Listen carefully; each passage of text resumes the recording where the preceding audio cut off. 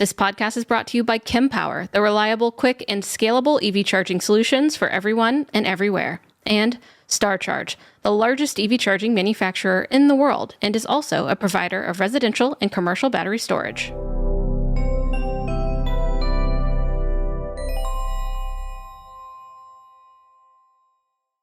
Hello, everyone, and welcome back to the Out of Spec podcast. I'm your host, Francie, and today I am joined again by Kyle. Hey, Kyle, how's it going? Hey, good. How are you? I'm great. Thank you. You've been pretty busy lately, driving up and down the coasts, flying coast to coast, and now you're back in Florida, United States of America, and you're calling in from a Ford F-150 Lightning, which you have actually plugged into the Tesla Supercharger network, which people are probably aware of, but that is pretty cool. That's a step in a new direction. And if you're tuning in on YouTube, you can see Kyle holding up the NACS to CCS adapter, J3400 to CCS adapter. What do you think about it all, Kyle? Well, it's a new world. Charging has changed in America as of this week. It's a completely different landscape than it was even just 7 days ago at the moment. I think it was actually 7 days ago today that, at least the time we're recording this will go up after, that the Supercharger network opened to Ford electric vehicles and soon to other automakers. Very soon, within a week or two, we'll start to see other automakers join as well. And this has been a transition I've been very much excited for, looking forward to cover. Of course, this is our world. This is what we talk about on this channel and our reviews channel and our motoring channel. Most of our work centers around electric vehicles and charging them. And, it sounds pretty boring, but this is one of the most exciting things where we're now able to plug in other non-Tesla electric vehicles to the Supercharger network, which is by far the superior charging network in our country. But that does not come without limitations. I've actually had a couple bugs doing it, and I've learned a lot throughout this process about charge port locations and cable lengths, and I figured I'd wrap up sort of my thoughts now after doing just about 2,000 miles, maybe, just under 2,000 miles, only using Tesla Superchargers to charge this F-150 Lightning.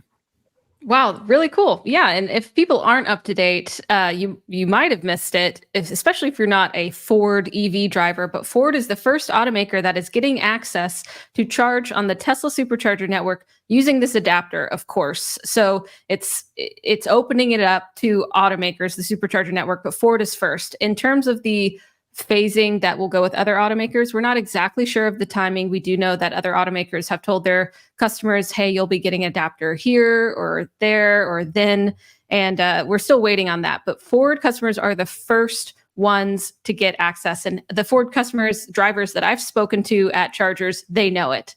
They know all about it. They've been given, the message from Ford, and they're really excited about it. Can't wait to get their adapters. Their orders are in, but other drivers might not know, including Tesla drivers. So that Ford drivers are coming on to the Tesla network. So, okay, tell me a bit more. You've driven so far, you've used the adapter.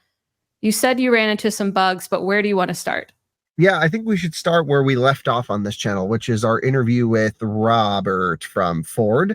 And Rob Hayes, he's awesome. He is responsible for basically the charging experience for the customer. I think I don't remember his exact job title, but Rob's awesome. He's been a friend for a while. He knows Maki Road Trip on Twitter. He's a huge enthusiast. And really walked us through this adapter, and we had that pre-recorded before the announcement, and it was great for him to join us ahead of time. We held the video until we could talk about it, and that was awesome. The next thing I did was, right after that conversation, I flew to New Jersey to be the first one. I said it a lot in the video, but it was exciting to be the first one to plug in as a non-Ford employee, a Ford vehicle to a Tesla Supercharger. For me, that's a big deal because it wasn't so much that I was the first to plug in a Ford, but I was the first to plug in a non-Tesla electric vehicle to a public supercharging station. And to me, that is like the biggest momentous occasion. I don't need to be first for all the other automakers. It's all pretty much going to work the same, but to be the first one to do it for all of them, that was an amazing day. So I was able to do that, and it was the most anticlimactic thing to happen. It was take the Supercharger version 3 handle, plug it into the adapter, plug this into the car, and then it charged. And we're like, oh, that was great. Okay, we can leave now. So all this talk, all this hubbub, all this excitement for something that takes 18 seconds, and then you're like, oh, great, it's charging. That was boring. So when you I say did that. 18 seconds, that's the handshake that's going on. You Yeah, timed plus it? or minus. Yeah, I haven't Okay. timed it exactly, but it's between 18 and 28 seconds, somewhere around there. It's pretty Okay. fast compared to normal plug-in charge, actually, and it's slow compared to Tesla. But we can. That's for a nerd podcast later on as to the communications that's happening. There's no certificate exchange with Tesla, but there is for the third-party vehicles. The next thing I did was I really wanted to show, and this video just went up on our motoring channel right before we posted this podcast. I wanted to show the difference between the CCS chargers and the Tesla Superchargers. And so I called up my friend Tom Malogny, who has the identical spec extended range Lariat F150 Lightning to the one I'm driving here from Ford. And Ford's cool. They're giving this to us for a month, which is awesome. So we're able to do a bunch of stuff with this truck. And Tom and I were like, let's go on a road trip. So we decided to go from his house to Daytona, Florida, which is 1,002 miles is what we've calculated. And so we did 1,000-mile road trip comparison between CCS and Superchargers. And I won't spoil the ending to you, but we both got there in roughly the same amount of time. However, we did it through the middle of the night when traffic was low. There were a couple high traffic situations that we ran into along with others, but ultimately it was more about station location. It was about ease of access to the charger. And we wanted to show that Superchargers are faster even under the most ideal conditions when stations are empty, when EA has availability. As soon as you start to get some traffic, the Supercharger advantage goes up exponentially because they just have so many more stations than most of the public CCS stations have. Yeah. You can really see that too, because sometimes there will be like a CCS station next to a Tesla Supercharger station with Tesla stalls just galore, empty, and then like 4 DC fast charging CCS stations. Yeah, I Stalls. mean, the biggest example of that is Quartzsite, Arizona, where there's 114, something like that, Tesla Superchargers across Wow. the street from 4 EA stations. just crazy. Stark contrast. Yeah. And so that's why Ford wanted access to the network, the Supercharger network. Locations are better, far less issues and bugs you would think. And it's still early days, but I ran into 2 pretty big issues with the Supercharger network with the Lightning so far. And that's pretty good. For 2,000 miles, 2 issues, that's awesome. And I've already just witnessed more issues than that on the EA side. But actually, Tom had 0 issues on his drive down with Electrify America through the night. He was finding stations that were down. He said pretty much every location had 1 charger that was offline, leaving 3 available. But as long as he got the spot, the one working 350 kilowatt station or whatever it turned out to be, he was okay. And that's what we wanted to show through the middle of the night was best case scenario for both. It would be really interesting to redo that trip middle of the day on a peak travel day and show the difference. Here's what I've learned plugging in the Lightning to Superchargers. The cables are very short. So you need to really get this thing right up in between. You need the nose in between the stalls and you stretch the cable into the truck. And I've got it down pretty now where I can get it to interface without stretching. I just pull up the front camera. But if you don't have a front camera on your Ford or if you have a Mach-E with a low lip, you're going to be, this is a real problem. So Tesla will be upgrading, I believe, many of their sites with the version 4 dispensers, and there's many more to come online, and that's going to help a ton. The next thing I noticed is that it seems like maybe only 60%, maybe just over, of the version 3 Superchargers are actually available to work with the Lightning. Or any Ford product or any non-Tesla product right now. And so I tried it twice now where I went to 2 different version 3 Superchargers that were not on the map approved, and it just shows charger failure, just won't go. There's 2 things every version. Whoa, we fell. Sorry. Are you okay, Kyle? I'm good, but the computer also just took a hit. It's all good. Okay. There's 2 things every version 3 Supercharger needs, now that I have your attention, in order to function. And that is you need a CCS communication module and you need the CTEP compliant meters on the inside. So that's what they consider to be an upgraded V3. is one that has Okay. all of the compliance needed with the balloons. I don't know why they're there for our YouTube audience. Is that what does it? You do this and then Yeah, balloons go? when you hold up your Oh, peace signs. okay. Well, that's Maybe you confetti. just saw one of yours, but I Okay. have mine turned off. Okay, nice. Um, but on the other hand, there are also some newer V3s that are not on the open approved map that do work. So Tom took Okay. his truck to a charger that was not on the map, and it worked totally fine. Interesting. And you just have Okay. no clue. So you gotta try it, play around with it. Yeah, you have to have the guts to do it. Yeah, so there's some hidden available chargers out there that are not on the map that do work. Um, I guess some other things to mention about the version 3 chargers. So the charge port location is a tough one. There are a few out of our 6 stops. I think there were only 2 superchargers where I could actually park without blocking a stall. However, it requires the most far right charger to be available. And so as Mm-hmm. long as a Tesla is not there, I can park on the other side of the supercharger and plug in. There was one instance at our first charger that we got to where there was one available. It was the farthest right stall. We got really lucky. But there was a giant curb. And so I had my dad drive the Lightning, four-wheel drive it up on this curb. And he literally almost took out the supercharger. It could have been bad. But I've learned we need to work on his throttle control because he was just wide open throttle, full brakes. I'm like, you got to be Oh my smooth, God. Dad. So it was quite Jeez. hectic. He was yelling at me. I was screaming at him. I'm like, don't crash. What's going on here? And but ultimately we got the truck lined up and we got it charging, but it looked like we had run over, a bunch of stuff to do it. It was a little Well, messy.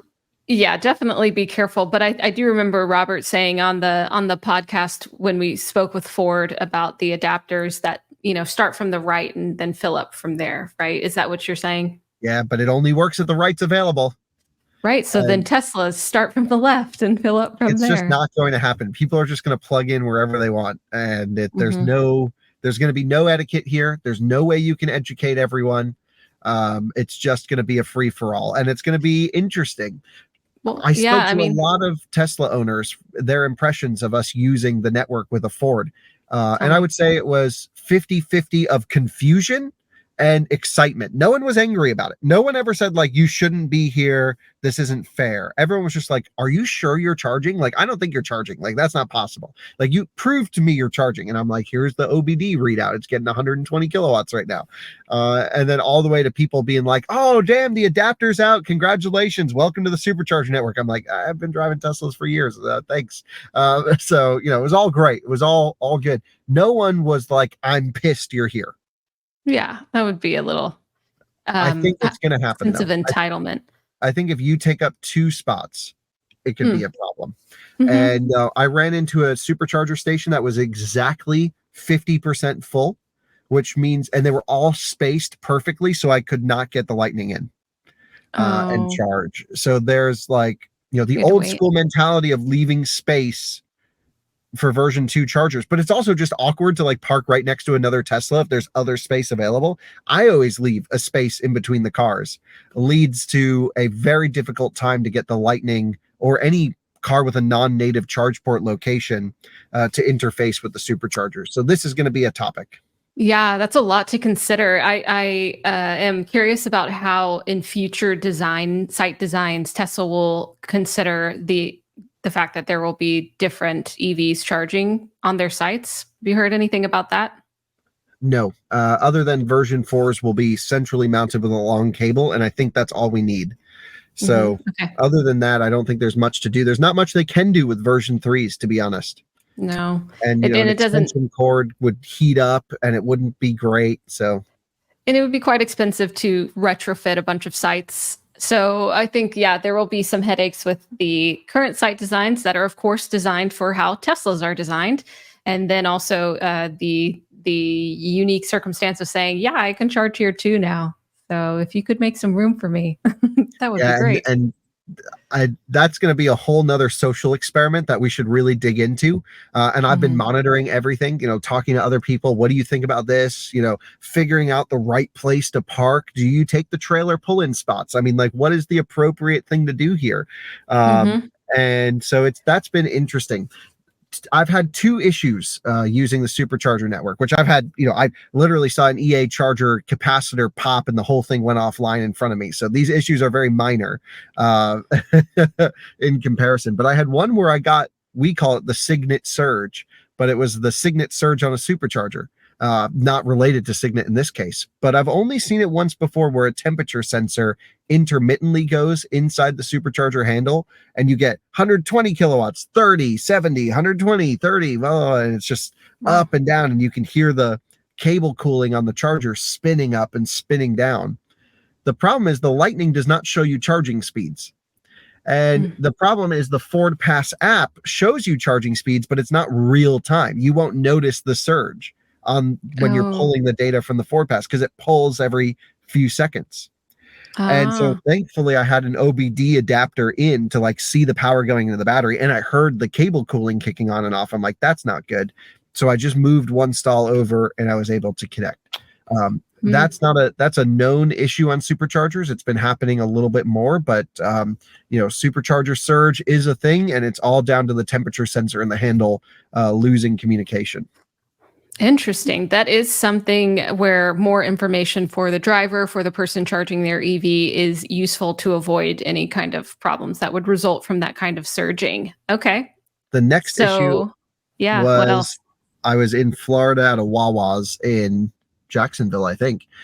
And I pulled to the far right stall, the one where I wasn't going to block anyone. There was a parking space to the right of the stall that was just general parking. So I pulled in there, plugged in the Lightning. Nothing happened. This is like an on-the-map approved Supercharger. Truck just said no charger detected. That Supercharger was just dead.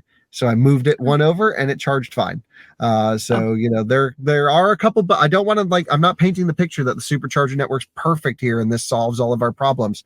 It's just I had a couple issues with them, just like I probably would have found a couple issues with any public charger. I used the Mercedes charger, by the way, at Buc-ee's after our road trip. The whole screen froze on me, the ChargePoint screen. And it just had a software glitch, and I didn't know if we were charging or not because the Lightnings don't tell you how fast. So I had to plug the OBD into Tom's truck and be like, is this thing charging? So there's a bunch of little niggles with everyone. Ultimately, what I think I've learned more than anything about the Supercharger access is that it more than doubles my impression of the places you can charge. If I see a bunch of chargers available, my first place that I'm going to go is a Tesla Supercharger. But if it's full or if it's half full and I can't plug in, I could go to the EA down the street. It just opens up optionality. And that to me is, freedom to travel, freedom to plug in anywhere. And that's where we've been needing to get to with our electric, transformation as quickly as possible. Thankfully, we're there. Now it brings up the topic of competition. Who's going to basically earn the customers over each other? And the only benefit of this competition will be to the end user drivers. We're going to have a much better experience. We'll have price competition. We'll have amenity competition. And it really becomes focusing on how do you get your drivers to use your chargers if you're trying to get maximum throughput. So this is a great situation. The Supercharger network is not the magic bullet that maybe even I was thinking it would be. I think there's enough annoyances with getting weird looks. It's early days from Tesla owners, interesting conversations to needing to pull up all the way and get the truck aligned. There's a lot of niggles and not everything's perfect, but what it does do is it allows you to charge everywhere. And I hope Tesla brings more chargers online that are available to the public in more locations. For example, there's a 16 stall version 3 Supercharger right down the street from me. Not really many other chargers in the area, and that one's not online. Would have been very convenient if it was. So we're getting there, but it's not perfect yet. Definitely not perfect. I think a lot of people would trade the current experience and the issues that they run into in the CCS DC fast charging public networks for whatever they're going to run into now having the option to charge on the Tesla Supercharger networks, whether it's not having to wait till the spot that works for you opens up, to just learning how the new system works and all of that. I think you said at the top of the podcast that it is a whole new world. And I think there are a lot of things that will be new and welcomed for people charging on public networks. Road trips are going to change. Access to resources for charging is just increasing with this. So I think it's really exciting to see. You mentioned competition as well, and I am looking forward to see how other charging networks are going to be able to make a case for themselves to build strategies that work and to build that competition. It affects everything from how our city planning happens with chargers to how the utilities are going to charge and not charge for, demand charges. It's really a big ripple effect. So it'll be very interesting as the charging networks continue to improve on the notorious reputations that they have, how this will affect other industries at large. So really cool. I'm excited to get my own chance to plug in a non-Tesla onto the Tesla Supercharger network soon enough, I'm sure. So a lot to look forward to. Thank you, Kyle. Yeah, thank you. Well, everyone, let us know what questions you have. And if you have been able to plug in your Ford EV on the Tesla Supercharger network, I would love to know how it went for you or a friend you know or something. Let us know. Thank you for plugging in with us today for another electric episode of the Out of Spec podcast. Hope you have a great rest of your day, and we will see you next time on the next episode. Bye-bye.